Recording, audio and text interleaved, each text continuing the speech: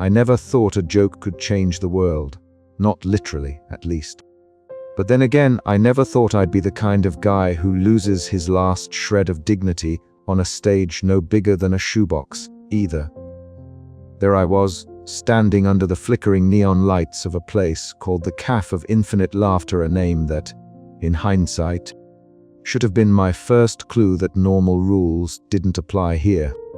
The air was thick with the smell of burnt espresso and something vaguely like anticipation, or maybe it was just the collective nervous twitch of the cafe's few patrons. I shuffled in, a man with worn-out shoes and an even more worn-out smile, wondering if tonight would finally be the night I bombed so badly that even the rats running the city's underground would give me a break. The cafe itself was a contradiction of sorts, part dive bar, part dreamscape. Its walls were plastered with faded posters of comedians long forgotten, and the furniture seemed to lean awkwardly like it was trying not to be noticed. But what caught my eye most was the neon sign outside, buzzing erratically in vibrant neon colors, casting wild shadows that danced like they had a life of their own. It beckoned me inside with a promise I wasn't sure I wanted to keep: infinite laughter. Infinite, as it turned out, might have been a bit of an overstatement. I took a seat at the bar where Luna worked her magic. She was short, with bright purple hair that looked like it belonged in a sci-fi movie, and a mischievous grin that suggested she knew all the cafe's secrets but was in no hurry to share them. Luna poured me a coffee that tasted suspiciously like sarcasm and smiled knowingly. "First time?" she asked, raising an eyebrow. "Is it that obvious?" I muttered, nursing my cup like it was a lifeline. "Only if you were drowning in self-doubt." I laughed, but it came out more like a cough. The open mic was a cruel mistress that night. The audience was sparse, the kind of crowd that glanced at their watches more than the stage. I stumbled through my set, watching my jokes land with the grace of a lead balloon. Then came my final quip, dripping with sarcasm and bitter humor. "Well, if laughter is the best medicine, I guess I'm the cure nobody asked for." For a moment, nothing happened. Then the room seemed to shudder, the walls pulsing with energy. Chairs sprouted legs and scuttled away, coffee cups giggled and poured themselves, and the neon sign outside flickered wildly. The world outside the cafe twisted, reshaping itself into something that could only be described as a living punchline. Street signs blinked out jokes, pigeons wore tiny bow ties and performed stand-up routines, and lampposts bent over laughing. I blinked, trying to process the absurdity. What had I done? Was this some cruel joke played on me by the universe? Or worse, by the cafe? Luna watched me with an inscrutable expression, her grin now tinged with seriousness. "Welcome to the absurd," she said softly. Panic swelled in my chest, but beneath it, a flicker of something else: determination. If my words could cause this chaos, maybe I could find a way to fix it. Maybe there was an unfunniest word out there, a mythical phrase Luna hinted at, something that could undo the madness. I didn't know where to start, but I knew I had to try.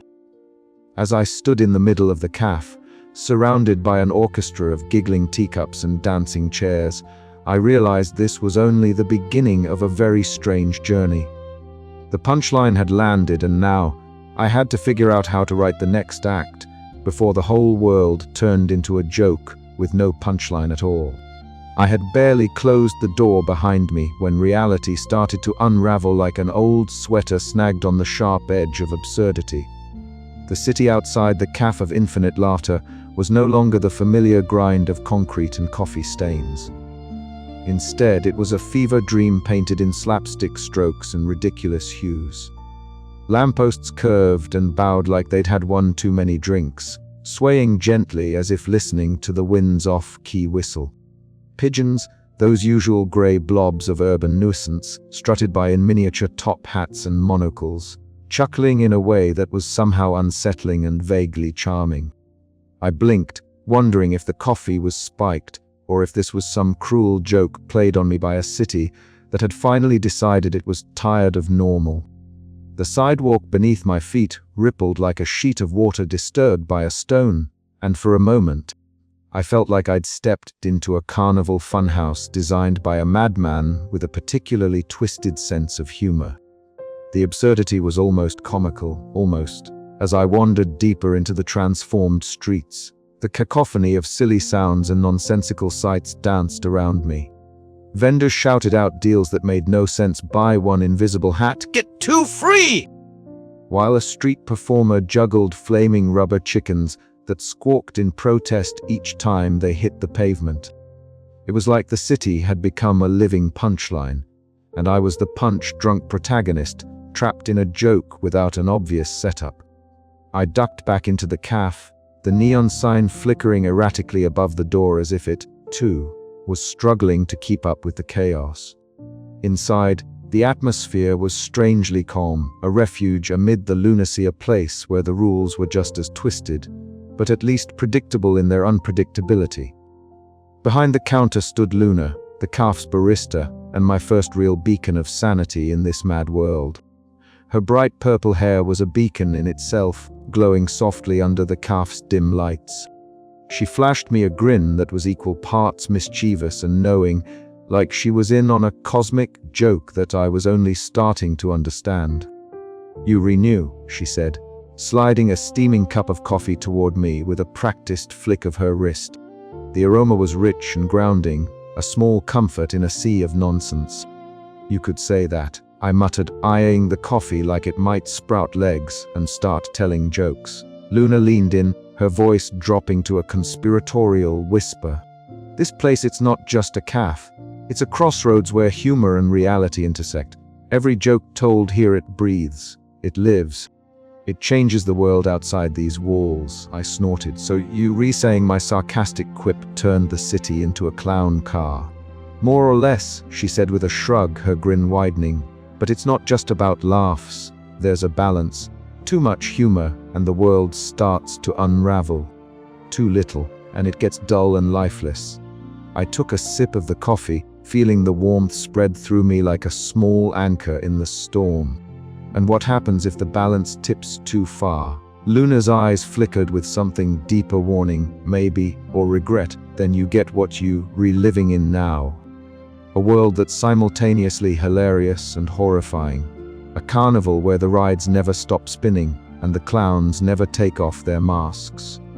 As I digested her words, a waiter tripped over what looked like an invisible banana peel, flailing wildly before hitting the floor with a dramatic thud. The peel itself vanished the instant he touched the ground, leaving only the echo of his surprised yelp and a ripple of laughter from the cafe's patrons.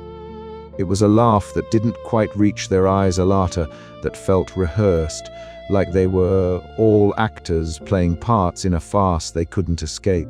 "See what I mean?" Luna said softly. "The jokes of consequences, and sometimes those consequences bite back." I glanced out the window just in time to see a parade of mime artists performing elaborate routines with invisible props that somehow altered reality. One mimed pulling a rope that caused a street lamp to sway dangerously. Another pushed an invisible box that suddenly appeared, trapping a bemused pedestrian inside. The cafe's jukebox started playing a tune that shifted unpredictably between genres, one moment a jaunty swing, the next a somber blues, then an absurd polka. The music seemed to echo the chaotic tone of the city outside, a soundtrack to the madness I was now a part of. Luna watched me closely. "You're going to have to learn to live here, Max. And more importantly, you're going to have to learn how to control it." "Control?" I laughed, but it came out more as a nervous cough. "I can barely control my own punchlines." Her grin softened. "That's why you're here. The CAF chose you. Or maybe it's the other way around." I swallowed hard, realizing that my sarcastic quip was no longer just a joke. It was a spell, a catalyst that had rewritten the rules of the world. And if I didn't figure out how to fix it, there might not be a world left to fix. "So, what now?" I asked. Luna's eyes glinted with a mixture of mischief and resolve. "Now you start learning, and you start listening. Because in a place like this, the punchlines might just save your life or end it." And with that, the cafe's door chimed as another customer entered, the bell sounding like a sarcastic welcome to the absurd. I took a deep breath, bracing myself for whatever ridiculousness lay ahead. Because if the world was going to be a joke, I was going to be its punchline. Or maybe I hoped I'd be the one who finally got the last laugh. But for now, all I could do was sip my coffee and try not to laugh too hard at the chaos outside. I had always thought that meeting someone who'd been trapped in the cafe of infinite laughter's endless loop would be a bit like running into a fellow survivor on a desert island, someone who could swap stories, share tips, maybe even laugh at the absurdity of our mutual predicament. Instead, what I found was Gerald. Gerald, who looked like he'd been dragged through every bad joke in existence and left to stew in a vat of bitter disappointment. The cafe door creaked open with a reluctant groan, as though it, too, was wary of the madness it housed. Inside, the usual chaos was in full swing. Coffee cups pirouetted across the counter, their porcelain laughter ringing out like tinkling bells.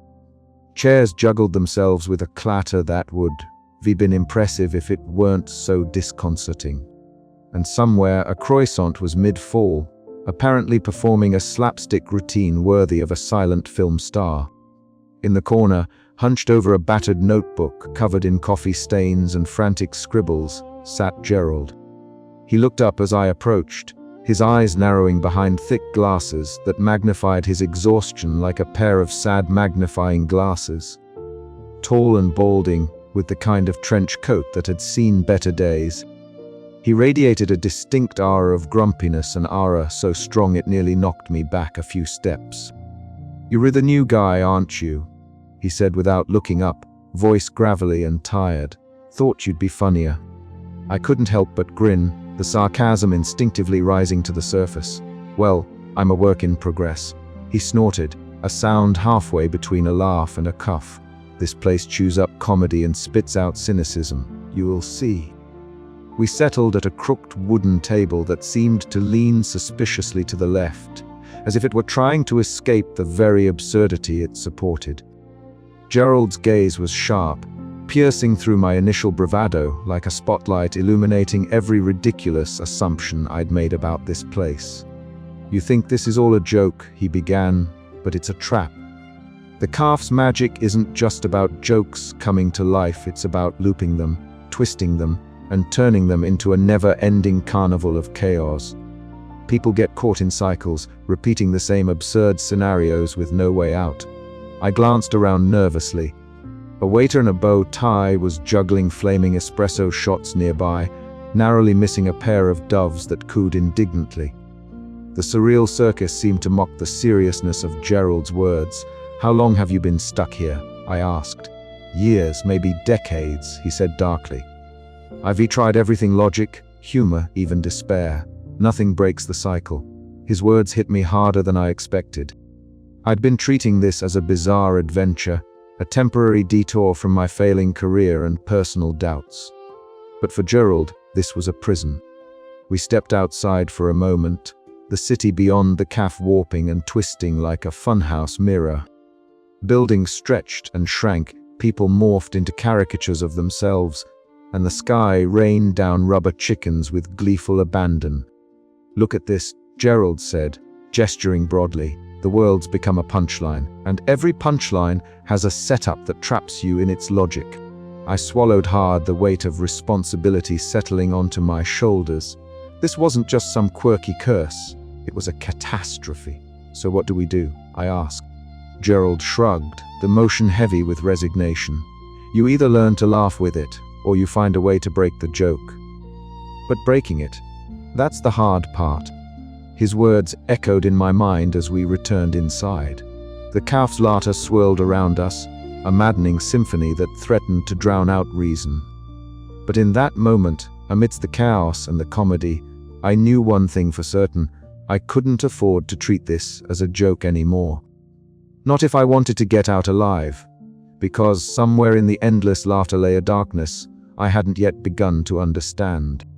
And Gerald, for all his grumpiness, was the first person who'd made me see it. I glanced at him, the man who'd been broken by the cafe's magic but still clung to a thread of hope. All right, I said, let's figure this out. Gerald gave me a crooked smile, faint but genuine, a rare crack in the armor of his bitterness. Welcome to the real joke, he said. Now the hard work begins. And with that, the carnival of absurdity didn't seem quite so funny anymore. But maybe, just maybe, it was a problem worth solving. The cafe's door slammed shut behind us, the echoes of laughter mingling with the pounding of my own heartbeat. Somewhere in the distance, a clown horn honked. I swallowed the lump in my throat and prepared for the ride ahead. Because in a world where jokes could kill and laughter was the weapon, I was about to learn that sometimes the funniest thing was simply staying sane. And that, dear reader, was no joke. I never truly believed that a joke could bite back until that particular afternoon when the world decided to take my sarcasm seriously, and not in the way I'd hoped. It started innocuously, as all great disasters do, a tired punchline muttered under my breath outside the cafe of infinite laughter. I was nursing a cold coffee, the kind that tastes like regret mixed with burnt grounds, when the thought struck me, why not mock the very absurdity I'd stumbled into? I cracked a joke about the lampposts, looking like they'd been designed by a committee of drunken giraffes. The words barely left my mouth when the nearest lamppost blinked, yes, blinked its googly eyes popping into existence. And then it launched into a garbled tune that sounded suspiciously like a nursery rhyme mashed up with an off-key opera. Passers stopped mid-stride, their faces a mix of amusement and confusion. Children laughed, but even their giggles had an edge of nervousness. An elderly man shuffled backward, clutching his hat as if it might sprout wings and fly away. I felt a prickle of unease. This wasn't some harmless quirk of the cafe, it was a warning shot. I blinked, and suddenly the shadows on the pavement twisted into mocking caricatures of the pedestrians themselves, waltzing and sneering with exaggerated expressions. The city had turned into a carnival of the bizarre, and I was its unwitting ringmaster. I stumbled back into the cafe, desperate for answers. Luna was behind the counter, her purple hair catching the neon glow like a beacon of both mischief and hope. "You really did it this time," she said, voice low but tinged with amusement. "That joke of yours didn't just land, it exploded." Exploded. I echoed, feeling the weight of my words for the first time. "I was only joking, that's the problem," Luna replied, sliding a cup of steaming tea toward me. "Here, jokes don't just stay jokes. They grow legs, teeth, and sometimes a bad attitude. You've poked the hornet's nest, Max." I sank into a chair, the chaotic hum of the cafe swirling around me. Each laugh, each chuckle from the patrons seemed to fuel the madness outside. I realized then that humor, while a balm, was also a blade, sharp, unpredictable, and capable of cutting deeper than I wanted to admit. That night, back in my cramped apartment, the nightmare followed me home. Staring into the mirror, my reflection began to twist and contort, mocking my every move with exaggerated smirks and sarcastic grins. It was as if the city's absurdity had seeped into my very soul. I was trapped between laughter and despair, the jester and the victim of my own jokes. The next morning, the headlines read, "City's shadows rebel, lampposts serenade streets." The world I knew was unraveling, one punchline at a time. I couldn't deny it any longer. My words wielded a dangerous power, and if I didn't learn to control them, the chaos would consume everything. But how do you tame a joke that's already taken on a life of its own? The cafe had shown me a glimpse of that answer. Somewhere within its walls, within the laughter and madness, lay the key. I just had to find it before the city became a punchline with no ending.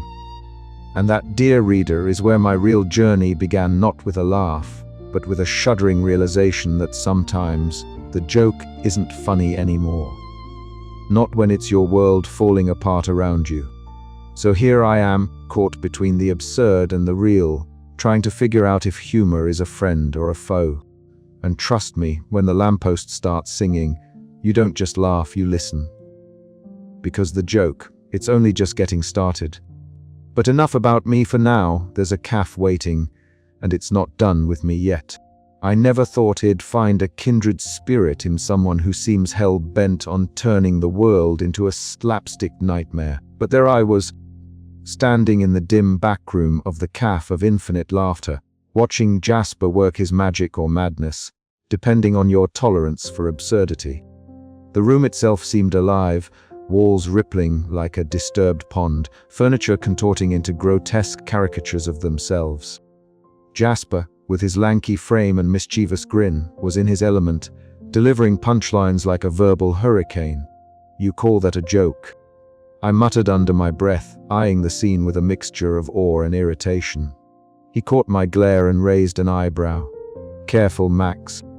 You might turn into one of these rubber chickens if you re not careful." Before I could retort, the furniture morphed again, this time folding itself into a giant hoopy cushion that let out a thunderous fart sound, echoing through the cafe and causing a ripple of laughter to surge from the walls themselves. It was maddening. "Look," I said, stepping forward, trying to keep my voice steady despite the chaos, "your jokes, they're making things worse. Every punchline you deliver twists reality further into nonsense. We don't need more rubber chickens raining from the sky." Jasper shrugged, his smirk never fading. "And what's your brilliant plan, then? Sit around and mope? Your sarcastic quip kicked this whole mess off, didn't it?" I clenched my fists. "That was an accident." "Sure," he said, waving a hand dismissively. "Accidents happen when you're not creative enough to control your jokes." The tension between us crackled like static electricity, but beneath the barbs was a grudging recognition. We were both trapped in this absurdity, both desperate to find a way out, as much as I hated to admit it. Jasper's reckless flair stirred something in the stagnant air, a spark of chaotic brilliance that might just cut through the madness. We stepped back out into the transformed city streets, where Jasper immediately unleashed another joke. This time, rubber chickens began to rain down, bouncing off heads and triggering a cacophony of squawks and laughter. Passers-by danced beneath the feathery deluge, their faces lit with gleeful absurdity even as their logic crumbled. "See what I mean?" I groaned, dodging a particularly plump chicken. "This cow's isn't getting any better." "Or maybe it's just getting interesting," Jasper countered, ducking under a flying gag gift. Our banter was cut short as the cafe's shifting magic rippled around us, neon signs flickering and shadows stretching unnaturally. We retreated to a quieter corner, the cafe's corridors twisting like a labyrinth of mirrors, reflecting our own conflicting personalities. "We need a plan," I said, voice low but urgent. "This isn't just about jokes anymore. The whole world's unraveling." Jasper nodded reluctantly. "I'm guessing you want to find that unfunniest word everyone's whispering about." "Exactly. But we'll need to combine our wits if we're going to track it down." He smirked, extending a hand. "Partners." I hesitated, then shook it. The grip was firm, the alliance tentative but necessary. As our hands parted, a distant laugh echoed through the car, a haunting reminder that the trickster was watching, waiting. "Partners," I repeated, feeling the weight of the moment. "Let's find that word before this joke kills us all." And so, amidst the swirling chaos of rubber chickens, shifting walls, and relentless laughter, two rivals became allies. It was a start. But in the Cafe of Infinite Laughter, beginnings were often as unpredictable as the punchlines that shaped our reality. Little did I know, our partnership would be tested in ways neither of us could imagine. As the cafe's magic pushed us to the brink of sanity and forced us to confront not just the power of humor, but the darkness lurking beneath every laugh. The game was on, and the stakes had never been higher. If the joke was on us, then it was time to rewrite the punchline. I tightened my grip on the frayed notebook in my pocket, the pages filled with scribbled jokes and half-formed ideas. It was all I had left, and maybe, just maybe, it was enough. Jasper cracked his knuckles and smiled, ready to make some magic. I nodded, feeling a flicker of hope amid the madness. "Let's do it." The cafe seemed to pulse with anticipation, the air thick with possibility. Somewhere out there, the unfunniest word awaited, a silent promise to end the chaos and restore the world's fractured sense of humor. But until then, the laughter would go on relentless, unyielding, and infinitely unpredictable. And so would we. I first spotted Mimi in what could only be described as a kaleidoscopic alleyway that made my head spin faster than a drunken carousel horse. The walls weren't just painted, they seemed to be alive, breathing in neon swirls that twisted and twirled in hues no ordinary human should be able to perceive without serious side effects. The air itself crackled with a kind of electric absurdity, a hum that tickled the hairs on the back of my neck and made me question whether I was still grounded in any recognizable reality or just slipping further down the rabbit hole of the calf's magic. There she was, perched before a canvas that defied all rules of art or physics, for that matter. The painting shifted and shimmered as if it had a heartbeat, colors bleeding and reshaping themselves mid-stroke, figures morphing into new forms before my eyes.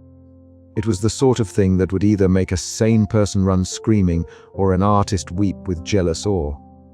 Mimi, however, was in her element. Wild hair dyed in colors that seemed to change depending on how you looked at them, and clothes that rippled with impossible patterns that felt more like a mood than fabric. She was the embodiment of the calf's new reality, untamed, unhinged, and unapologetically mad. "Ah, you must be Max," she said with a grin that was equal parts invitation and challenge. "I've been expecting someone like you." The reluctant hero type fighting to put the genie back in the bottle while the genie's busy painting graffiti all over the walls. I blinked, trying to keep up with her rapid-fire words and the swirl of colors that danced around her. "And you are Mimi, artist, agitator, and occasional chaos enthusiast." Her laugh was a cascade of tinkling glass and distant thunder, a sound so unexpected and utterly unplaceable that it sent a shiver down my spine. "You see," she continued, waving a brush that left trails of shimmering paint in the air, "the Kafir's magic didn't just turn the world upside down. It set creativity free. It tore down the walls of dull routine and let madness pour in like an uninvited but irresistible guest." I wasn't sure whether to be terrified or fascinated. Watching her paint was like witnessing a battle between order and chaos played out in vibrant strokes. The figures she conjured stepped off the canvas, mingling with the surreal cityscape, their forms twisting and laughing as they moved through impossibly warped streets. It was a living gallery of absurdity, and it beckoned to something deep inside me that I'd tried to suppress for years. "Why fight it?" Mimi asked, catching the hesitation in my eyes. "Why cling to the boring old normal when you can dance with the chaos?" Her words hit like a punchline with a sting because part of me was tempted. The madness promised freedom from the crushing weight of expectations, from the endless grind of trying to be funny and failing. It whispered that perhaps normalcy was a cage, and here was the key to breaking free. But then I remembered the mess I'd already made. The world was unraveling, and people were paying the price for my careless quip. I had a mission, even if it felt like a fool's errand. Our conversation spiraled into a philosophical debate, her eyes sparkling with the thrill of contradiction, mine darkened by doubt. Was chaos destruction, or was it a necessary rebirth? Was laughter always a balm, or could it wound as deeply as a knife? Mimi argued that in embracing absurdity, we could transcend the mundane and find new truths hidden in the madness. "Join me, Max," she said, stepping closer, "and you will see that the joke isn't over yet. There's beauty in the breakdown, a kind of art in the chaos." I hesitated, caught between the desperate need to restore order and the seductive allure of letting go. The calf's magic wasn't just a curse, it was a revelation, and Mimi was its most vibrant prophet. Could I resist the pull of this colorful tempest, or was I destined to be swept away by the laughter and lunacy? As the night deepened and the city hummed with surreal energy, I realized that my journey had only become more complicated. The line between sanity and madness wasn't just blurred, it was dancing a jig right in front of me, and Mimi was leading. The question wasn't just how to end the chaos. It was whether I wanted to. And with that thought swirling in my mind, I knew the next step wouldn't be easy. Because sometimes the most dangerous joke is the one you don't want to end. I took a deep breath, squared my shoulders, and prepared for whatever came next. The dance of madness had only just begun, but oh, what a dance it promised to be.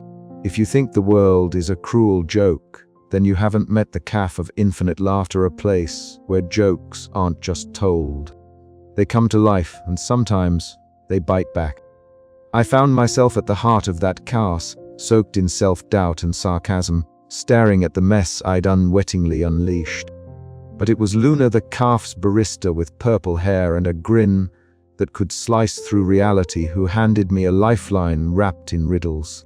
The air in the cafe was thick with the scent of stale coffee and something more elusive. Luna beckoned me towards a door tucked behind the counter, one I hadn't noticed before.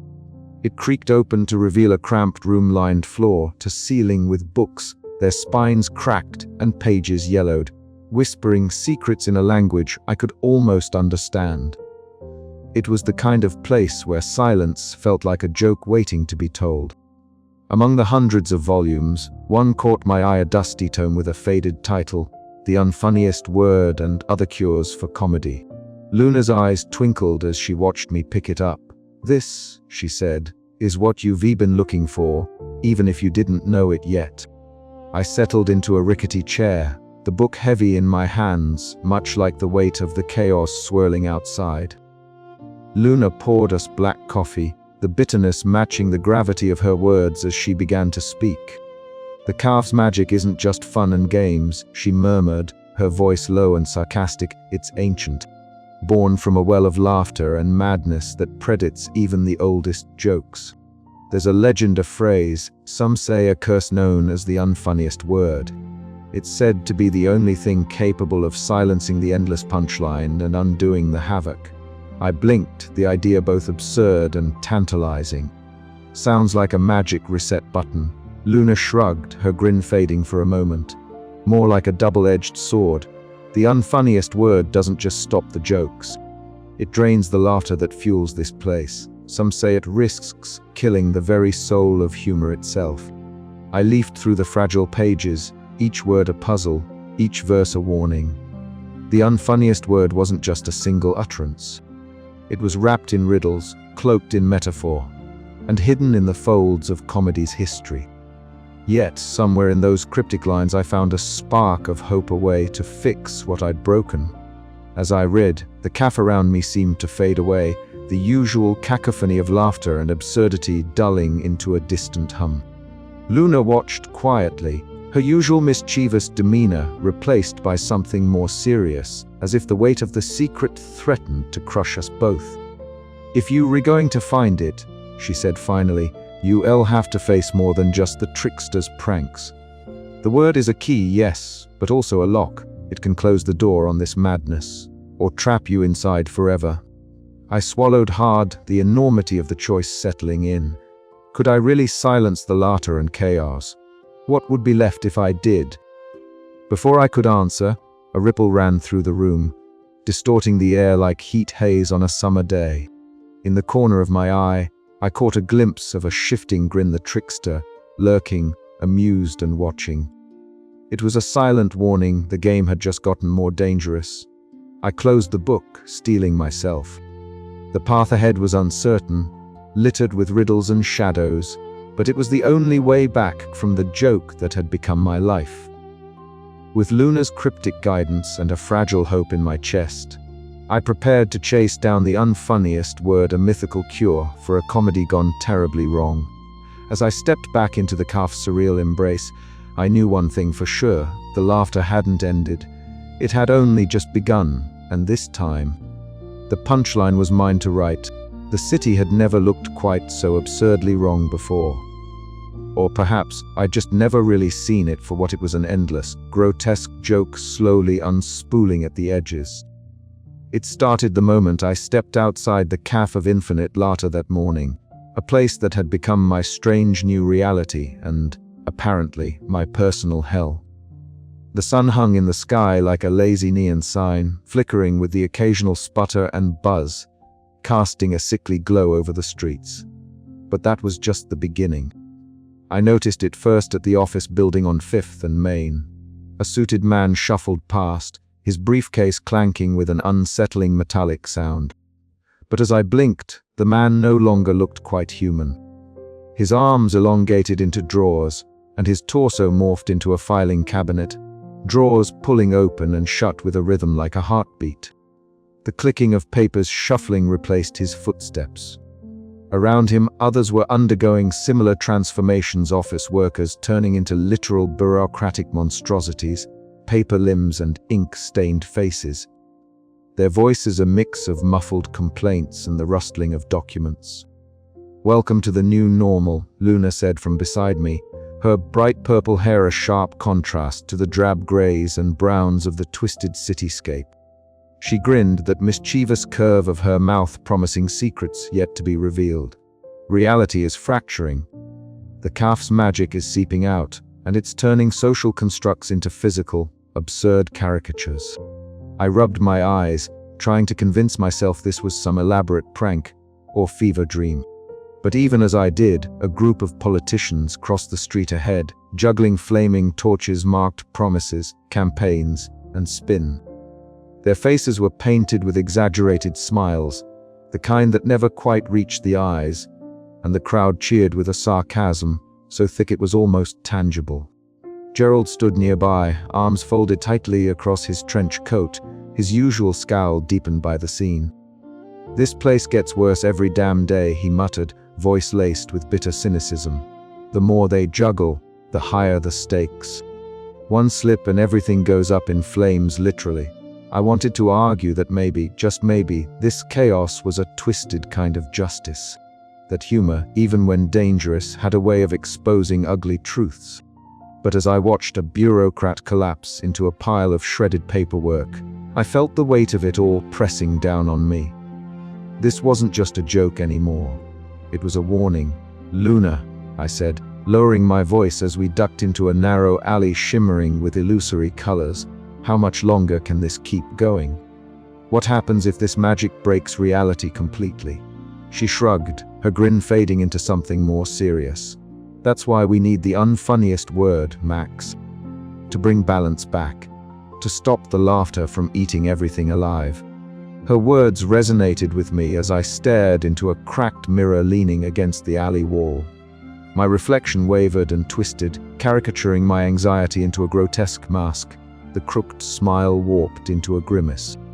It was as if the city was mocking me, reflecting my own internal chaos.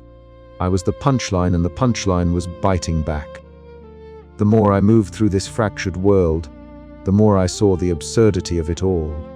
Not just the spectacle, but the deeper satire beneath, the bureaucracy that stifled creativity, the empty promises spun by those in power, the fragile facades we all maintained. The CAF's magic was holding up a funhouse mirror to society, amplifying its flaws until they couldn't be ignored. But with every step, the question gnawed at me: could I fix this? Could I find the unfunniest word before the joke turned into an eternal nightmare? I felt the weight of the CAF's laughter pressing in, a relentless tide threatening to drown reason and sense. Gerald's voice pulled me back from my spiraling thoughts. "You're not alone in this, Max, but you'd better hurry. The cracks in reality are getting bigger, and the trickster is enjoying every second." I nodded, swallowing hard. This was no longer just my problem. It was a battle for sanity itself, and I had to win. But as the city twisted and turned with every passing moment, I couldn't help but wonder how much of this was still real, and how much was just the punchline of a joke too big to laugh at. The fractures were spreading, and so was the madness. The question was, would I be able to put the pieces back together before the whole world shattered into laughter? Or would I become just another absurd punchline in a cosmic joke with no end? Only one thing was certain: the CAF's magic was no longer contained, and the joke was far from over. I took a deep breath, squared my shoulders, and stepped forward. The hunt for the unfunniest word was just beginning. And this time, the stakes were higher than ever. As the shadows lengthened, and the city's twisted symphony of laughter and chaos played on, I couldn't shake the feeling that the next step might be the one that changed everything or ended it all. And so, with a crooked smile and a heart pounding in sync with the frantic pulse of this absurd world, I plunged deeper into the fracturing reality. Because sometimes, when the world falls apart, the only thing left to do is laugh just a little less loudly.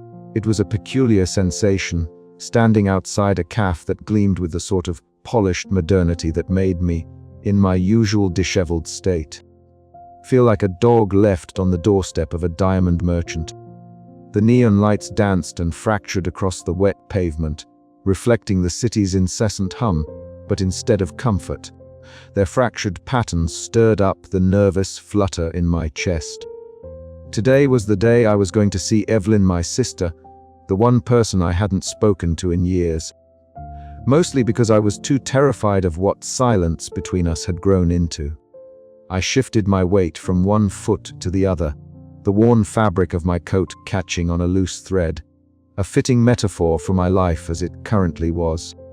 The cafe of infinite laughter had turned my world upside down, and now I was about to turn my personal world inside out.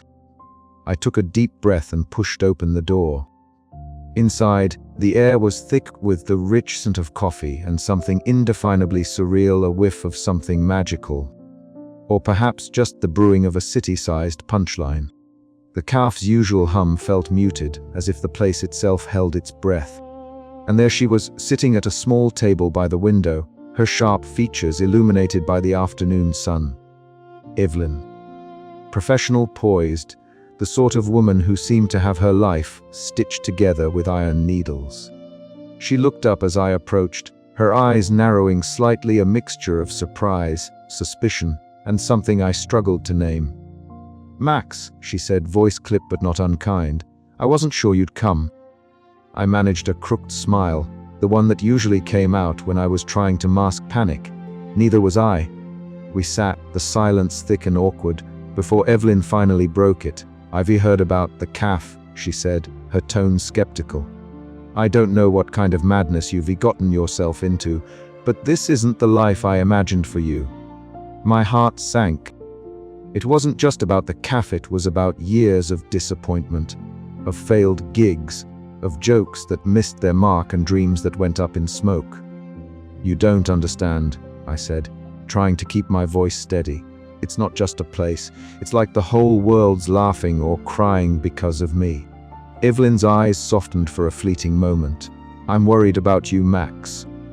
You've always been the funny one, but sometimes I think you use that to hide who you really are." I laughed, but it came out hollow. Maybe that's true. But right now I need to fix this. I need to find the unfunniest word, the thing that'll undo all this chaos. She shook her head, frustrated. "You think words are that powerful? Maybe you rewrite. But maybe some things are better left unsaid." The cafe's magic flickered around us for a moment, a shimmer of impossible light, a whisper of laughter that didn't quite reach a smile. For once I dropped the sarcasm. "I'm scared, Evelyn," I confessed, "not just of the cafe, but of what I've become." She reached across the table, her hand lingering over mine. "Then don't let it define you." We parted soon after, Evelyn's retreating silhouette framed by the cafe's neon glow. I stood alone amid the swirling absurdity, the weight of our conversation settling like a stone in my gut. But beneath that weight, a spark flickered, a reminder that even in the strangest places, hope could take root. As I turned back toward the chaos of the cafe and the quest ahead, I realized that this journey wasn't just about fixing the world outside. It was about mending the fractures within myself, starting with the sister I hope to someday laugh with again, not just at. And so, with the city's neon lights winking their absurd secrets, I stepped forward into the unknown, ready to face whatever punchlines or pitfalls awaited. Because if this cafe had taught me anything, it was that laughter could break you down or build you up, and I was determined to choose which.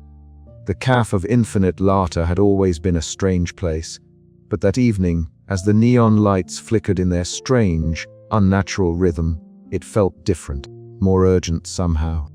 I found myself sitting across from Luna in a shadowy corner of the cafe.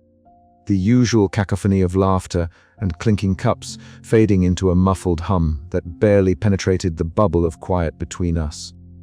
Luna's bright purple hair caught what little light there was, casting an eerie glow around her face. Her usual mischievous grin was tempered, softened into something genuine, almost vulnerable.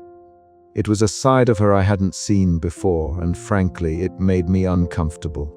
But I needed answers, and Luna was the closest thing I had to a guide in this lunatic asylum of humor run amok. "I guess it's time I told you," she began, her voice low, almost conspiratorial. "About why I'm here, why I've been stuck in this endless loop of jokes and chaos." I leaned in, the smell of stale coffee and something faintly metallic filling my nostrils. The cafe, for all its whimsy, had a constant undercurrent of something else. Something darker, something hungry. Luna took a deep breath, her eyes flickering briefly with a shadow of pain. "I used to be a poet. Not just any poet, I was... well, let's just say I had a voice that stirred people, made them think. But then this place, the cafe, it trapped me. Slowly, like a spider weaving silk. I tried to fight it, tried to escape, but the magic here is strong and it feeds on laughter, on chaos. I'm part of its machinery now." Her words hung heavy between us. I wanted to ask how, why, but she waved a hand, signaling me to wait. "The trickster," she said, her voice dropping to a whisper. "That's the entity behind all this madness. It's not just some prankster spirit. It's a shape-shifting force, born from the collective laughter and jokes of countless souls. It thrives on chaos and feeds off the energy we unwittingly give it. And it's smart, dangerous. It's the reason the cafe's magic is unraveling the world." I swallowed hard, the weight of the revelation pressing down on my chest. All this time I thought I was just a guy trapped in a surreal joke gone wrong, but this was bigger, darker, more alive. Luna reached into the pocket of her worn jacket and pulled out a small, battered notebook. The leather was cracked, the edges worn soft from years of handling. She handed it to me with a steady hand. "This belonged to me before all this," she said. "It's filled with poems, symbols, bits of knowledge I gathered about the cafe's magic. It might be the key to understanding how to stop the trickster, or at least how to survive its games." I flipped through the pages, the strange symbols making little sense at first. But beneath them were fragments of poetry that hinted at order amid madness, at silence amid laughter. Suddenly, the cafe around us seemed to ripple. The walls pulsed, the neon lights flickered erratically, and the laughter warped into a distorted cacophony. The air thickened, and a chill ran down my spine. The trickster was near. Luna's eyes met mine, flashing with something I hadn't seen before: fear. "It knows we're replanning something. It's watching, waiting, and it's hungry." I nodded, the resolve hardening inside me. This wasn't just about fixing a broken joke anymore. It was a battle for reality itself.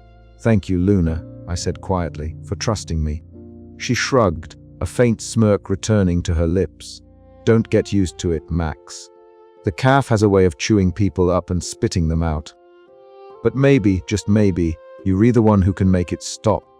And with that, the silence between us was shattered by a sudden burst of raucous laughter echoing through the cafe, louder, more manic than ever.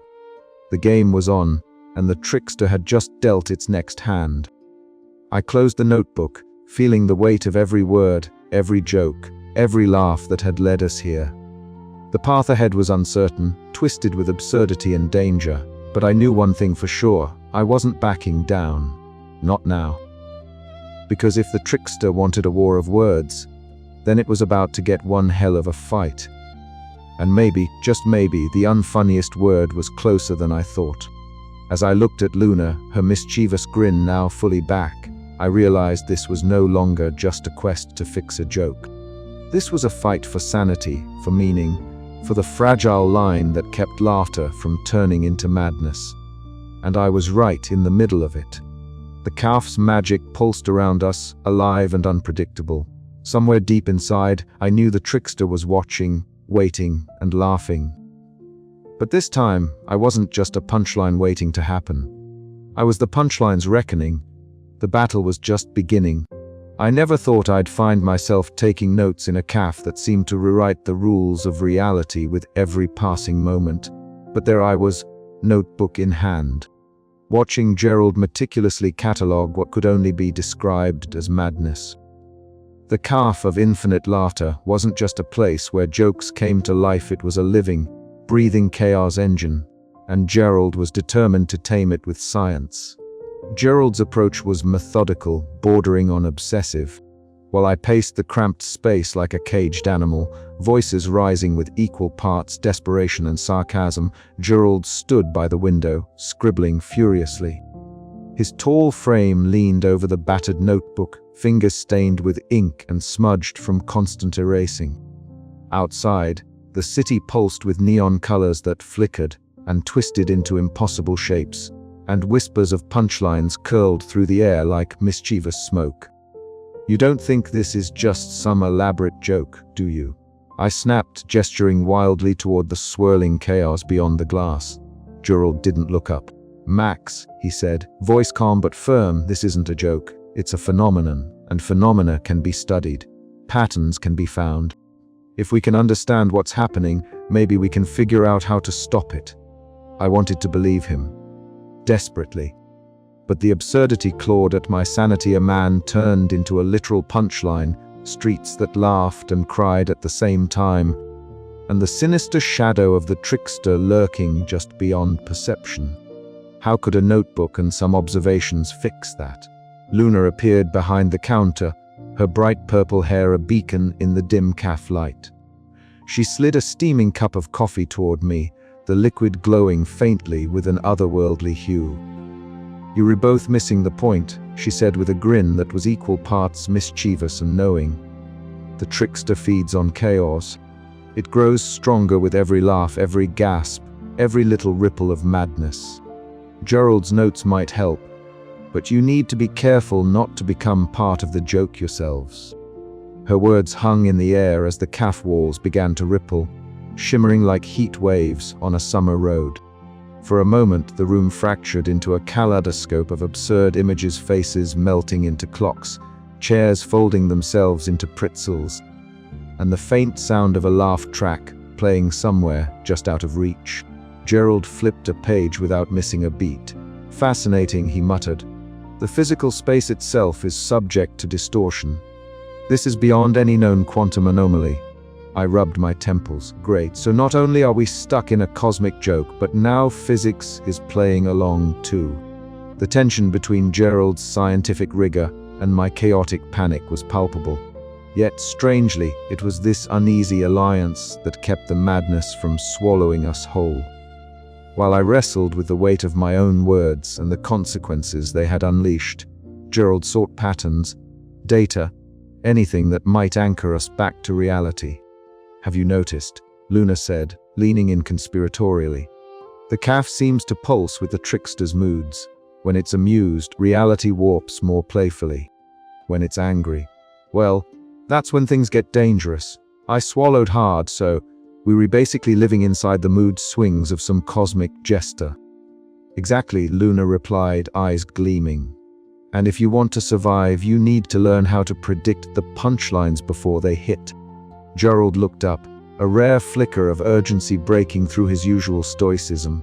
"Max, your quest for the unfunniest word, it might be the key. But we need to understand the mechanisms first. Otherwise, we were just shouting into the void."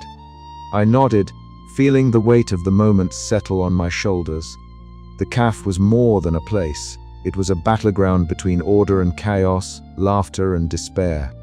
And if Gerald's notes were to mean anything, we had to keep our wits about us or risk becoming just another joke lost to the infinite laughter. As the cafe's reality continued to bend and twist, I realized that the fight wasn't just against the trickster or the chaos outside, it was against my own fears, my own need to control the uncontrollable. Gerald's scientific mind grounded me, even as Luna's cryptic warnings reminded me that some mysteries might never be fully understood. But understanding was the first step, and in this surreal city cafe, that might just be enough to keep the punchlines from killing us all. I glanced down at Gerald's notebook, the pages filled with meticulous observations, sketches of warped clocks, and notes on the fluctuating laughter energy. Maybe, just maybe, in these scribbles lay the way back to sanity. Or maybe it was just another setup for the next big joke. Either way, the next punchline was coming, and we'd better be ready. The first crack in the morning's calm was the sound of glass tinkling as a cup slid off the counter, shattering in a burst of iridescent shards. Luna sighed, sweeping the pieces into a small pile with a flick of her wrist. "It's getting worse," she murmured, half to herself. "The trickster's influence is spreading beyond the cafe." Gerald adjusted his glasses and peered out the window. The cityscape was a riot of color and sound, a carousel of absurd scenes playing out in every direction. A man chased by an oversized rubber chicken, street signs rearranging themselves into haikus, pigeons reciting Shakespeare. "Fascinating," Gerald said again. "The chaos is not random. There's a pattern here, a rhythm to the madness." "Pattern or not," I muttered, "it's making me question my sanity." Luna grinned. "Welcome to the club. We spent hours scribbling, debating, and theorizing." Gerald's notebook grew heavier, filled with diagrams mapping the fluctuations of laughter energy and its effect on reality. I tried to focus, but the weight of it all was crushing the responsibility, the fear, the impossible odds. At one point, caught my reflection in the cafe's warped mirror. My eyes looked wild, hair more disheveled than usual, and my crooked smile felt less like a quip and more like a grimace. "You okay, Max?" Luna asked, her tone softer now. "I will be," I said, forcing a laugh. "Just practicing for the apocalypse open mic." She laughed, but it didn't quite reach her eyes. Time blurred. The cafe pulsed with a life of its own. Laughter echoed from unseen corners, sometimes warm and inviting, other times dark and menacing. Gerald's notes became our anchor, a fragile thread connecting us to reason amidst the chaos. But the trickster was watching, waiting, and the joke was far from over. "I think Ivy got something," Gerald announced suddenly, breaking the silence. We gathered around as he pointed to a series of patterns in his notes. Fluctuations in laughter intensity seemed to correspond with specific shifts in reality. If we predict when the trickster is at its strongest, maybe we can find a window to act. My hope flickered. "So there's a chance." "There's always a chance," Gerald said, a rare smile tugging at his lips. "But we need more data, and fast." Luna nodded. "I'll see what I can find out. But be careful. The trickster doesn't like being watched." As the cafe settled into an uneasy quiet, I realized that our fight was just beginning. With Gerald's science, Luna's cunning, and my own frantic determination, perhaps we could turn the tide. Or maybe, in the cafe of infinite laughter, every plan was just another setup for disaster. But I wasn't ready to give up yet. Not when the unfunniest word was still out there waiting to save us all. The punchline was coming. And this time, I intended to write it myself. I never thought a single joke could unravel the world. Yet here I am, standing in the dimly lit corner of the cafe of infinite laughter, nursing a lukewarm cup of irony and regret. The stale scent of burnt coffee clings to the air, mingled with the faint echoes of laughter and groans from my failed open mic set. The stage, once a hopeful platform for my comedic dreams, now feels like a hollow pedestal where my career came to a crashing halt. It was that punchline, sarcastic, sharp, and utterly careless, that set everything off. A throwaway quip meant to mask my embarrassment, now the catalyst for a surreal transformation that turned the entire city into a carnival of absurdity. Buildings bending into ridiculous shapes, giant rubber chickens parading down the streets, and everyday objects springing to life with the weird logic of a bad sitcom. The joke didn't just break the room, it fractured reality itself. I closed my eyes and let the memory flood back. The murmur of the crowd, the nervous energy buzzing beneath my skin, the collective anticipation that always precedes a punchline. Then, the words slipping out, sharper than I intended. Well, if this gig was any worse, it'd be a tragedy or a clown convention. Guess I'm stuck in both. The silence that followed was thick, heavier than any awkward pause it ever experienced. Then the laughter, nervous at first, then growing unhinged and strange. Something shifted. The air thickened, the lights flickered. I felt it before I saw it, the thin veil between reality and absurdity tearing at the seams. Around me, the caf began to ripple like a disturbed pond. The walls shimmered, colors swirling in impossible patterns, neon signs twisting their letters into nonsensical phrases. From the corners of my vision, I caught glimpses of jokes I'd heard and told, snippets of laughter frozen in time, floating like spectral bubbles. Each one popped silently, releasing flashes of bizarre scenes: a man juggling flaming toasters, a dog reciting Shakespeare, an elevator that only moved sideways. I staggered back, heart pounding. This was no ordinary joke gone wrong. The caf of infinite laughter wasn't just a place for comedy, it was a conduit. My words, fueled by frustration and desperation, had tapped into something ancient, something wild. "Max," a voice whispered, breaking through the chaos. I turned to see Luna, the caf's enigmatic barista, her bright purple hair glowing softly under the shifting lights. Her ever-present mischievous grin was tempered by something serious in her eyes. "You did this," she said gently, placing a hand on my shoulder. "But it's not just your joke. The caf feeds on laughter and chaos. Your words sparked the fire, but the flames have a life of their own." I swallowed hard. How do I stop it? Luna's grin softened. "There's a legend, the unfunniest word, a phrase so devoid of humor, it can silence the chaos and restore balance. But finding it won't be easy." I nodded, the weight of responsibility pressing down on me. Humor was my weapon, my shield, and now my curse. I had always thought comedy was just about making people laugh, about lightening the load. But here, in this twisted carnival, I saw the other side, the danger of words unleashed without care. Outside the caf's foggy window, the city writhed in its new form. Giant rubber chickens marched down the street, their plastic beaks clacking rhythmically. Lamp posts bent double, chuckling quietly to themselves. The skyline was a mess of melting buildings and floating neon signs, an endless punchline writ large across the horizon. I clenched my fists, determination hardening inside me. I had underestimated the power of a joke, but I wouldn't make the same mistake twice. Somewhere out there, hidden in the folds of this mad world, was the unfunniest word. And I was going to find it or die trying. "Luna," I said, meeting her gaze, "tell me everything you know about this phrase." She smiled, mysterious as ever. "It's less a word and more a concept. Something that carries the weight of silence and the emptiness of a punchline never landed. You'll need to look beyond the laughs, beyond the chaos." I took a deep breath, feeling the surreal energy of the caf pulse through me. This was more than a quest, it was a reckoning. For the first time in a long time, I felt something I hadn't in years: purpose. And yet, as the caf's laughter echoed around us, I couldn't shake the creeping thought: if humor was the spark that lit this fire, was silence truly the extinguisher? Or would the world, stripped of its laughter, fall into an even darker void? The joke that broke the world had changed everything. And now I was the punchline and the puncher, the victim and the savior. The road ahead was uncertain, but one thing was clear: I couldn't run from the power of words anymore. Not if I wanted to reclaim my life and save the world from turning into one endless, maddening joke.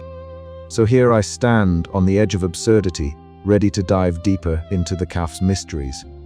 The unfunniest word waits somewhere in the shadows, a paradox wrapped in silence, and I'm the only one foolish enough to chase it. Because sometimes the only way to fix a broken joke is to find the one punchline no one wants to hear, and believe me, it's not going to be pretty. The caf's neon lights flickered as I turned away from the window, the quiet hum of distorted laughter fading into the background. Luna's presence beside me was steady, a reminder that even in chaos, there could be guidance. As I stepped back onto the warped streets, the city seemed to pulse with anticipation, as if it too was holding its breath for what would come next. I tightened the straps on my worn-out jacket, the crooked smile returning to my face, fragile but defiant. The punchline wasn't just a joke anymore, it was a challenge. And I was ready to meet it head-on, because sometimes the greatest comedy is found in the darkest moments. And sometimes the only way to end a joke is to write its final line. With that thought, I stepped forward into madness, into hope, into whatever came next. The moment I stepped beyond the shimmering threshold at the back of the cafe of infinite laughter, reality seemed to fold in on itself like a poorly constructed accordion. The hallway stretched before me, a corridor lined with tall mirrors whose surfaces rippled like disturbed water, reflecting 1,000 versions of me. But these weren't just reflections. They were caricatures, grotesque and exaggerated, each one a distorted echo of my own insecurities. One reflection had the face of a clown with tears streaking down the makeup. Another morphed my crooked smile into a grimace of despair. I could hear the faintest sound behind the glass-muffled laughter, like a distant storm of chuckles trapped in a glass cage. The air was thick with a cold unease, pressing against my chest with every step. "Welcome to the heart of the joke," Luna's voice whispered behind me, her mischievous grin glowing in the dim light. "This cafe doesn't just serve laughs. It serves truths, sometimes bitter, sometimes bitterly funny." I swallowed hard and pressed onward, the mirrors warping my sense of direction until I found myself in a vast, kaleidoscopic carnival. The scent of burnt popcorn and stale coffee invaded my nostrils, mingling with the faint, sour tang of sweat and desperation. Around me, jesters in motley costumes debated politics with absurd gravity, their voices rising and falling in exaggerated cadence. One argued that society was nothing more than a joke, while another insisted the joke was society itself. Their faces twisted into grimaces of seriousness so profound it became hilarious, if only the laughter didn't feel so hollow. "This place," I muttered, "is a circus of satire." Luna chuckled, her bright purple hair catching the neon glow. "Exactly. It's a mirror held up to everything we pretend to understand." As we ventured further, the carnival faded into a claustrophobic room where patrons sat frozen in endless loops of the same joke, their smiles fixed and grotesque. The laughter was forced, mechanical, echoing off the walls like an oppressive chant. I could almost feel the weight of their joylessness crushing the air itself. "Funny doesn't always mean free," Luna said softly. "Sometimes it's a cage." I nodded, the melancholy settling deep in my bones. This was no longer just a game or a prank. It was a prison of endless mirth, a purgatory where humor lost its soul. Our path led us next to a towering, living book, its pages alive with whispers and flickers of light. It murmured cruel punchlines and paradoxes, each word a blade twisting in my gut. The neon hues of the cafe's magic danced across the room, warping everything into a surreal prism of color and sound. The book's pages fluttered wildly, as if struggling to contain the carnival's chaos within its bindings. I reached out, fingers trembling, and touched the parchment. The whispers rose into a cacophony, a mad symphony of wit and cruelty, beauty and pain. It was the embodiment of everything the cafe stood for, the double-edged sword of humor. "You were closer than you think," Luna said, her grin fading into something serious. "But beware the trickster watches. It feeds on this chaos and will do anything to keep you from finding the unfunniest word." I felt the weight of her warning sink in. The trials I faced were not random. They were tests designed to break me or bend me to the cafe's will. But I was no longer the insecure comedian who stumbled in here. Each distorted reflection, each absurd debate, each frozen laugh had taught me something vital. Humor is a weapon and a balm, a source of joy and a seed of madness.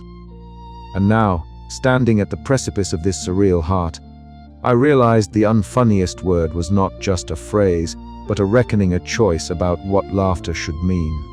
With a last glance at the living book, I steeled myself for the next step. The trickster's grin flickered in the shadows, a constant reminder that the battle was far from over. But whatever came next, I would face it head-on, armed with the hard-won wisdom of the calf, and the stubborn spark of hope that still burned inside me. The path forward stretched into the unknown, but one thing was certain: I was no longer just telling jokes. I was telling my story, and it was about to get very interesting. The moment I stepped beyond the twisted threshold of the calf's ever-shifting back rooms, the air itself seemed to shudder. Walls melted into kaleidoscopes of swirling colors that pulsed with the manic heartbeat of 1,000 half-forgotten punchlines. The floor beneath my feet rippled like a disturbed pond, each step sending ripples of laughter that echoed, sometimes joyous, sometimes sinister, through the warped space. I swallowed my rising panic. Somewhere in this hallucinogenic carnival lurked the trickster, the embodiment of the calf's chaotic magic. The entity that had been pulling the strings of this mad puppet show from behind the scenes. Luna's warnings echoed in my mind, her mischievous grin flickering like a lighthouse beacon in the storm. It feeds on laughter, Max. It's not just a joke, it's the joke, and it's hungry. A sudden gust of air burst through the corridor, carrying the sharp scent of burnt toast and stale coffee, a smell that somehow felt both comforting and ominous. Then, like a spotlight snapping on, the trickster appeared before me. It was a figure stitched together from scraps of fabric and shadows, its patchwork coat constantly shifting in hue and pattern, reflecting the chaotic moods of the calf itself. Its grin stretched impossibly wide, a crescent moon carved from pure sardonic amusement, teeth glinting like tiny daggers of wit. Eyes darted back and forth, never resting, always calculating. "Ah, Max," it purred, voice dripping syrupy mockery. "Welcome to my domain. You've come all this way to challenge the very essence of laughter. How delightfully ambitious." I swallowed hard, trying to steady the tremor in my voice. "I'm here to end this, to stop the chaos you've unleashed." The trickster laughed, a sound like shattering glass mixed with tinkling bells. "End it? But why would I want to end the party? The world has never been more alive. Besides, every joke has its punchline, and every punchline has its cost. Are you ready to pay yours?" I clenched my fists, feeling the weight of every word I'd spoken since that disastrous open mic. The quip that had shattered reality wasn't just a mistake, it was a reckoning. But I wasn't about to back down now. "Humor can heal," I said, voice steadying. "But it can also hurt. It's a double-edged sword, and you wield it recklessly. I'm here to cut through the chaos and find balance." The trickster's grin wavered, just for a fraction of a second. "Balance? There is no balance in laughter, Max. Only chaos and silence. And you? You're afraid of silence." The game was on. Words became weapons. Sarcasm clashed with riddles. The trickster twisted realities with every quip, turning the corridor into a funhouse of distorted mirrors and impossible geometry. I dodged verbal jabs, countering with reflections on the power and peril of humor.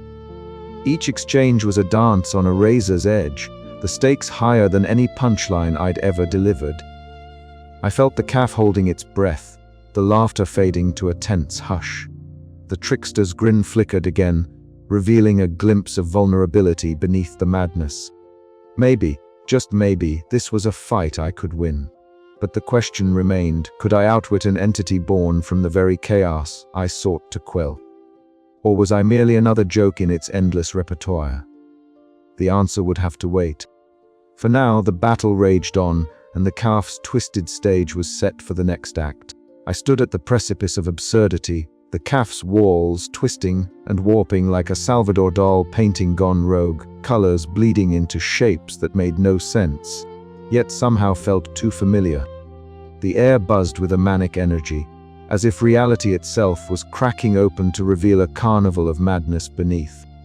I could hear the faint echoes of laughter, not the warm, comforting kind, but the unsettling, sharp cackle of chaos incarnate.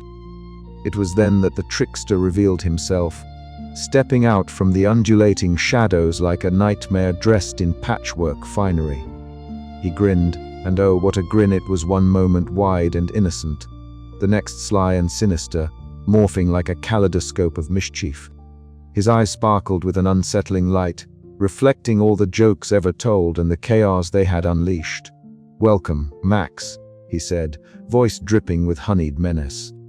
"You're standing at the edge, the very brink where laughter and lunacy collide. Join me, and we'll make this world a playground of endless jest. Or fight me, and risk the silence of order. Which will it be?" I swallowed hard, feeling the weight of the moment crush down on my already bruised confidence. The trickster's offer was intoxicating, the freedom to joke without consequence, to revel in absurdity, and let the world spiral into a delightful chaos. It was tempting. But beneath the allure lurked a darker truth. Unchecked humor was a double-edged sword, capable of tearing reality apart. Luna appeared beside me, her purple hair a bright beacon in the shifting gloom. She pressed a small, glowing token into my palm, her mischievous grin tempered with concern. "This is your anchor," she whispered. "Remember why you started this. Remember what's at stake." Gerald, ever the skeptic, hovered nearby, scribbling furiously into his battered notebook. "You've got one shot," he muttered, eyes sharp despite the madness swirling around us. "Don't waste it on fancy words." The trickster circled me, words dripping like poison and nectar. He twisted logic, spun riddles, and wielded irony like a weapon. I countered with sarcasm and wit, every retort a desperate attempt to regain control. The battle was not just of words, but of wills between chaos and order, laughter and silence. As the struggle wore on, I felt the seductive pull of the trickster's realm, the dizzying temptation to let go and surrender to the madness. But Luna's token burned warm in my hand, a reminder of the quest ahead. I had to cling to hope, to the belief that humor, while powerful, needed boundaries. When the trickster finally recoiled, snarling in frustration, I knew the tipping point had passed. Yet the victory was bittersweet. The world still teetered on the edge, the final battle yet to come. I was exhausted, my mind a tangled mess of doubt and determination. "You're not done yet," Luna said softly, her eyes meeting mine with fierce resolve. "But you've made the right choice." I nodded, steeling myself for what lay ahead. The edge of absurdity was behind me, but the journey to restore balance was far from over. I had to find the unfunniest word, the key to silence the chaos and bring back the world I once knew. As I stepped away from the swirling abyss, I couldn't shake the lingering question, in a world without laughter, what price would we pay for sanity? And was I ready to pay it? The trickster's laughter echoed faintly behind me, a reminder that the battle between chaos and order was never truly over. But for now, I had chosen my side, and the stage was set for the final act. With every step forward, I whispered to myself, "Keep your wits sharp, Max. The real joke's yet to come." If there's one thing I've learned from this whole debacle, it's that words are slippery little devils. You think you're just tossing them out there like confetti at a parade, only to find out they're more like grenades wrapped in ribbons, pretty, shiny, and deadly when they explode unexpectedly. Here I was, sitting in the dim corner of the cafe of infinite laughter, the very epicenter of my comedic apocalypse, clutching a crumpled sheet of jokes like it was a lifeline, or maybe just a warning label I'd ignored. The cafe hummed softly around me, a bizarre symphony of muffled chuckles, whispered punchlines, and the occasional strange clink of cups that sounded suspiciously like laughter trapped in glass. I stared down at the words I'd scribbled before the world went sideways. How innocent they seemed. How utterly innocent until they weren't. Luna slid into the seat opposite me, her purple hair a wild splash of color against the cafe's muted palette. She leaned forward, eyes gleaming with that mischievous spark that always made you wonder if she was about to share a secret or a punchline that would punch back. She began, voice low and conspiratorial, laughter's a bit like fire. It can warm you on a cold night or burn your house down if you're not careful. I wanted to roll my eyes, but instead, I just nodded. It was true. This joke-fueled inferno was proof enough. I'd always thought humor was a harmless escape, a way to poke at the absurdities of life without consequence. But now, with the world turned into a carnival mirror reflecting every twisted quip, I had a front row seat to the chaos humor could unleash. Gerald shuffled over, trench coat flapping like a grumpy flag of doom. He plopped down with a sigh that seemed to carry the weight of every failed joke and sarcastic remark ever uttered in this place. "Funny's a mess," he grumbled, voice rough but edged with reluctant care. "It's a weapon and a shield, and right now, it's got us pinned in the corner. You think you can fix this with some magic word? It's not that simple." His skepticism was a cold splash of reality, but beneath the gruff exterior, I sensed something else, hope, maybe buried deep under layers of cynicism. The calf seemed to breathe with us, walls pulsing softly as if alive with the very jokes that had twisted reality. Whispers floated on the air, fragments of laughter and punchlines that danced just out of reach, reminding us that humor was no mere entertainment here. It was a force wild, unpredictable, and dangerously alive. I swallowed hard, feeling the crushing weight of my own words. The responsibility was no longer theoretical. It was raw and urgent. Every joke I'd ever told, every sarcastic quip I'd tossed aside without thought, suddenly mattered. Maybe that's the point. I muttered more to myself than anyone else. Humor heals, but it hurts too. It's a double-edged sword, and we've been swinging it around blindfolded. Luna smiled, a little sad, a little proud. Exactly. And now you have to decide how to wield it. Are you ready for that? Gerald snorted but didn't disagree. Ready or not, kid, this is your mess. Time to clean it up. The conversation settled into a heavy silence, the kind that presses down and forces you to reckon with truths you'd rather dodge. I looked around the caf, this surreal nexus of absurdity, and realized that I was standing at the crossroads of chaos and order, humor and havoc. Could I really control the power I'd unleashed? Could I find the balance between laughter's light and shadow?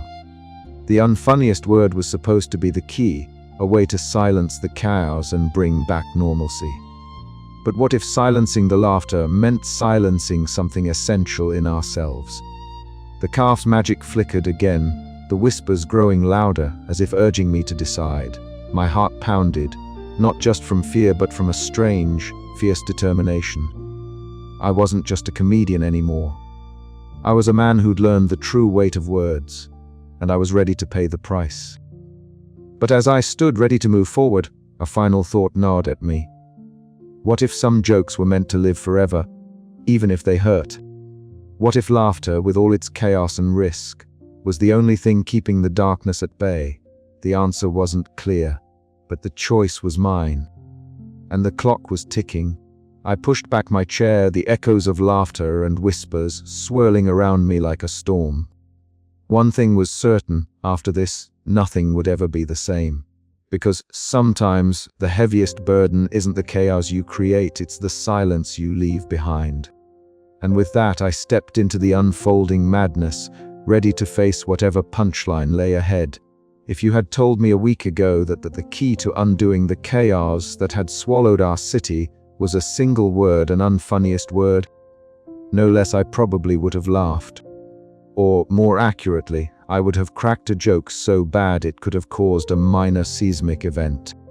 But here I was, hunched over a table in the caf of infinite laughter, the place where jokes come to life in all their absurd glory. And the air was thick with the sort of tension you only get when the fate of reality itself is riding on your ability to keep a straight face. Luna was perched beside me, her bright purple hair glowing faintly under the shifting neon lights. She wore that mischievous grin of hers, the one that suggested she knew far more than she was letting on. And, to be honest, she did.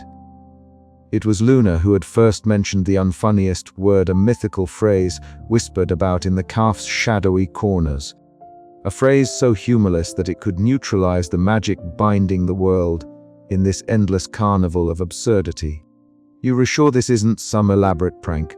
I asked, eyeing her skeptically. After all, the calf was a place where reality bent for the sake of a punchline, and I was no stranger to pranks gone wrong.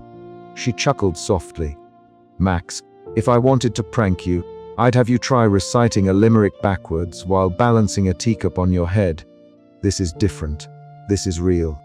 I sighed and turned my attention back to the ancient tomes spread before me. They were ridiculous. Really the kind of books you'd expect to find in a magician's attic or the lost and forgotten library of a comedian who took himself a little too seriously. But nestled among the nonsensical riddles and puns was something different, a passage that described the unfunniest word. It's said to be a word or phrase that, when spoken aloud, nullifies the magic of the calf, Luna explained, tracing her finger over the faded text. It's humorless, joyless, and completely devoid of any punchline. I raised an eyebrow. Sounds like the ultimate party pooper. She smiled, but there was a seriousness in her eyes that undercut the joke. Exactly. It's the counterbalance to all this madness. But it's not just any word. It has to be the right one. For hours, we pored over the texts, Luna deciphering cryptic notes, and I scribbling down every potential candidate. The calf seemed to hold its breath around us, the usual cacophony of laughter and absurdity fading to a low hum. Outside, the city, our city, still twisted in the grip of the joke-induced chaos. But here, in this pocket of quiet, hope felt almost tangible. I could feel the weight of responsibility settling on my shoulders. This wasn't just about fixing a messed-up joke anymore, it was about restoring balance. Humor, as I'd learned the hard way, was a double-edged sword. It could heal, entertain, and connect us. But left unchecked, could spiral into something dangerous and uncontrollable. "Are you ready?" Luna's voice pulled me from my thoughts. I nodded, swallowing the lump of anxiety lodged in my throat. As ready as I'll ever be. We moved to the center of the calf, where the walls pulsed with the neon glow of infinite laughter. The patrons paused, their chaotic antics stilled as if sensing the gravity of the moment. I took a deep breath and whispered the word, the unfunniest word. For a heartbeat, nothing happened. Then, the laughter began to fade, the colors dimmed, and the surreal distortions of reality slowly unraveled. The calf, the city, the world all settling back toward normalcy. But even as the chaos ebbed, I knew things would never be the same. The power of humor was too vast, too unpredictable, and I had glimpsed both its light and its shadows. As the last echoes of laughter dwindled, I felt a bittersweet pang relief mingled with the loss of a peculiar kind of magic. "You did it," Luna said softly, her mischievous grin replaced by a rare, sincere smile. I managed a crooked smile of my own. "Yeah, I guess the show goes on." And with that, the cafe's neon lights flickered once more, this time not with infinite laughter, but with the quiet promise of a new beginning. But just between you and me, I'm still wondering, was that really the unfunniest word, or just the beginning of a whole new kind of joke? Because in this city and in this caf, you never quite know when the punchline might strike again. I stood at the center of the caf's heart, the place where the magic pulsed strongest, a room that seemed to breathe. Walls flexing like the rib cage of some great cosmic joke. The air was thick with echoes of laughter that had no source, a cacophony of mirth and madness that threatened to swallow me whole. Somewhere in the distance, the clinking of coffee cups mingled with the sound of an invisible audience's chuckles, each ripple of sound twisting reality into a carnival mirror. The trickster loomed before me, a grotesque patchwork of shifting shapes and grinning faces that flickered like a malfunctioning neon sign. Its eyes glimmered with wild delight, reflecting every punchline and prank it had ever spawned. "You think a word will stop the show?" It hissed, the voice a blend of every comedic trope ever uttered, from slapstick pratfalls to biting satire. "Humor is eternal. It feeds me. It is me." I swallowed hard, feeling the weight of every joke I'd ever told, every sarcastic quip that had spun the world into this absurd web. I'd chased the myth of the unfunniest word for what felt like an eternity, through endless loops of laughter and chaos, through nights that melted into surreal dawns. Now, with the world's fate balanced on my tongue, I had to believe that silence or something almost like it unraveled the madness. Taking a deep breath, I let the word slip out, strange and clumsy on my lips. It was an awkward, stammering sound, devoid of wit or charm, the very essence of humorlessness, an anti-punchline so banal it felt like swallowing a mouthful of dust.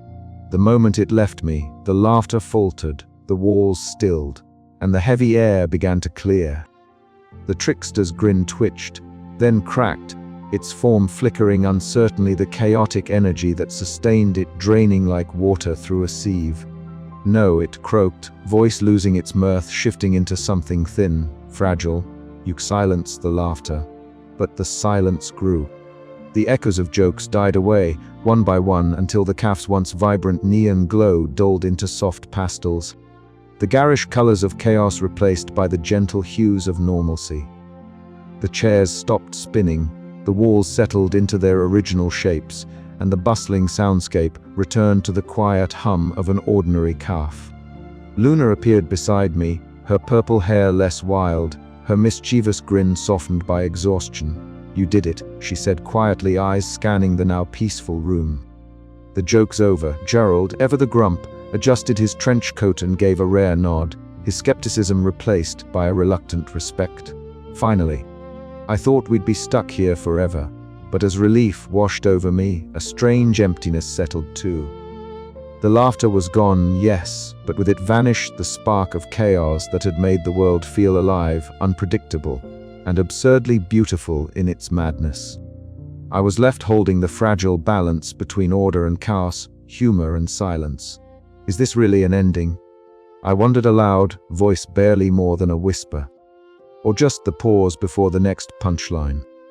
The trickster was gone, banished back into the shadows of forgotten jokes. But its presence lingered, a reminder that humor was a double-edged sword, capable of both lighting up the darkest rooms and slicing through the fabric of reality itself.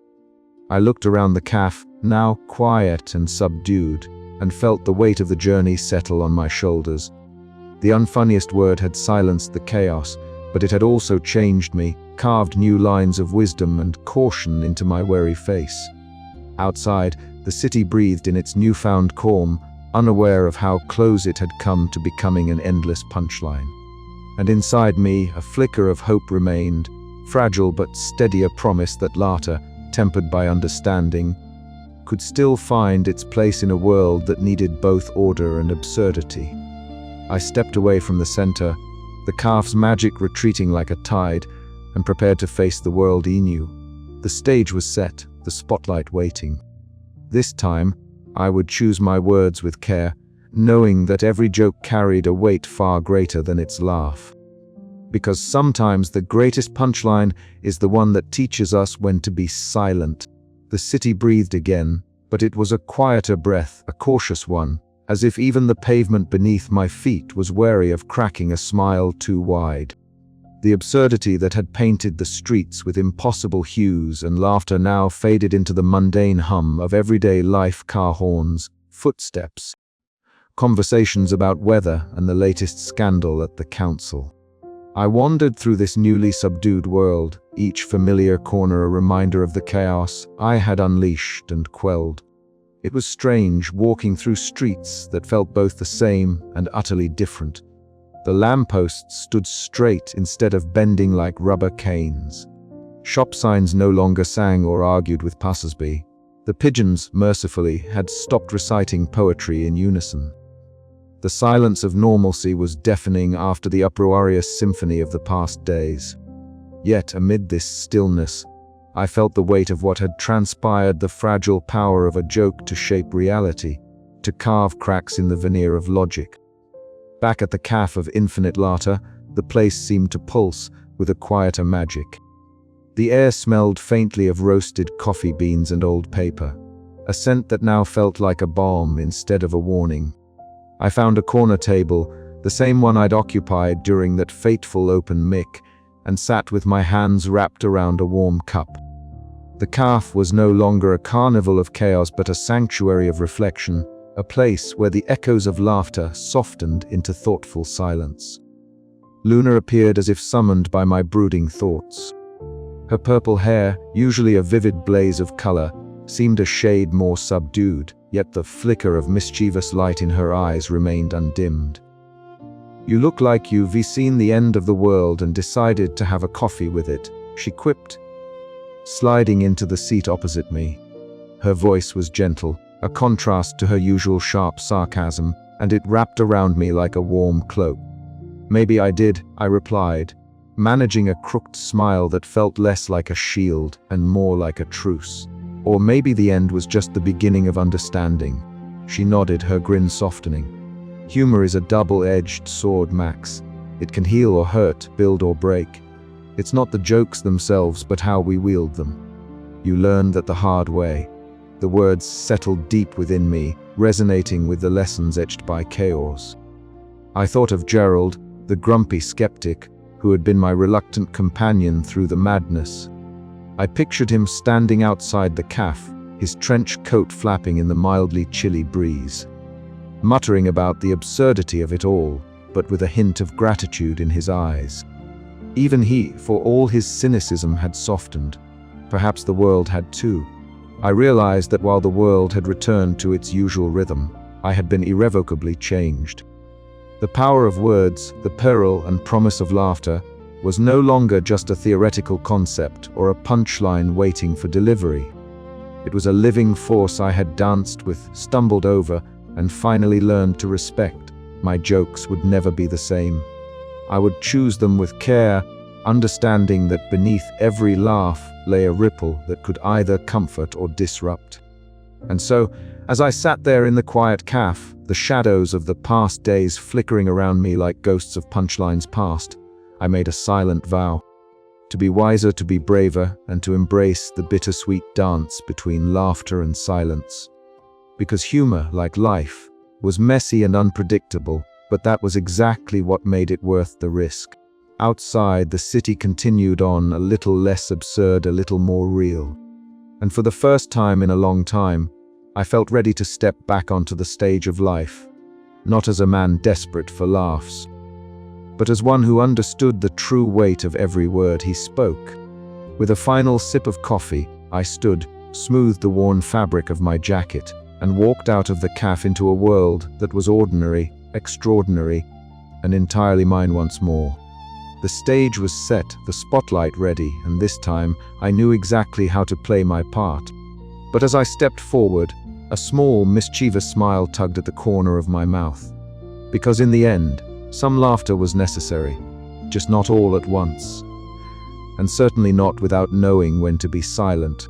I suppose it all started on a night when the universe decided my sense of humor was less a gift and more a ticking time bomb.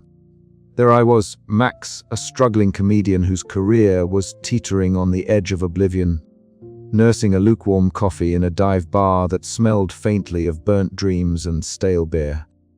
The kind of place where laughter was rarer than a good punchline, and even rarer still was the kind of joke that made you forget your troubles for more than a second. I was drowning in self-doubt, a jester with a cracked crown, until an odd little neon sign blinked me into a different kind of night, the Cafe of Infinite Laughter. The sign buzzed with a mischievous glow, casting vibrant neon blues and pinks across the rain-slicked pavement. Curiosity, that reckless beast, pulled me through the door before my brain could veto the idea.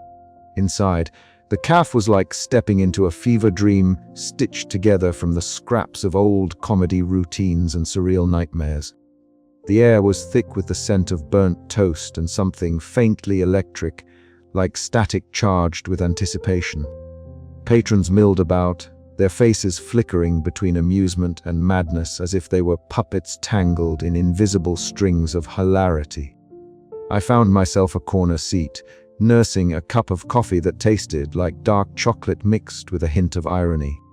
The open mic was about to start, and despite the nervous lump lodged in my throat, I told myself this was my shot, the comeback story that would resurrect my career.